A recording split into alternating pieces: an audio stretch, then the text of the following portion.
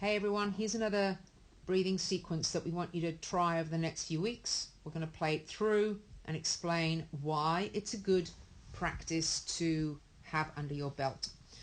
So all sorts of things can happen when we breathe, but ultimately we want our breath to fit around our stroke with minimal disruption to the stroke.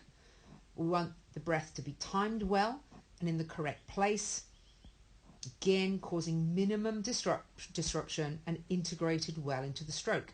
This little practice here has us pausing for a moment in what we call a streamlined position. So here's my streamlined position.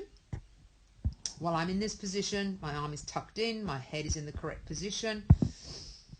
Everything I want to keep my body stable and balanced. When I say balance, I want head, hips and heels in line. I don't want to have any drag in my body. If I can adjust my lead arm and my head position and engage a little bit of stability through the core, I'll be streamlined. So here we go. I'm going to bring my arm over and I'm going to immediately take a breath integrated within the stroke.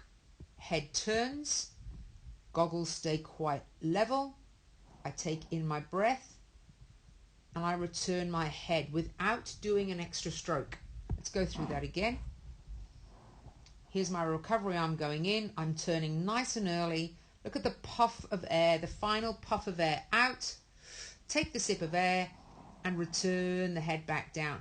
Now, what a lot of us do when we swim is we press down on that lead arm to bring our head out of the water very high to take that air. We don't want to do that. We want to rotate to breathe. Let's look at another cycle from this side. I'm checking my balance. My head is in the right place. My arm's in the correct place. My body is balanced. Here I go with another cycle. I slot my arm in. I rotate my head to the side with the body rotation, take my air and return back to neutral without having moved this arm. The other thing that swimmers can do to actually help themselves breathe in is pull down on this arm. By pressing down on this arm, it often acts as kind of leverage for the diaphragm to actually take a nice deep breath in. If we have got weak diaphragm muscles or we're not very good breathers, it's very hard to take a breath in when you're horizontal in water without some kind of effortful sensation helping that air in. I hope that makes sense.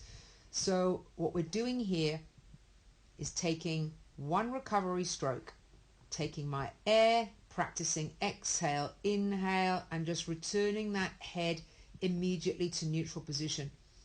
So we can practice this for 25 meters. Let's take it back again.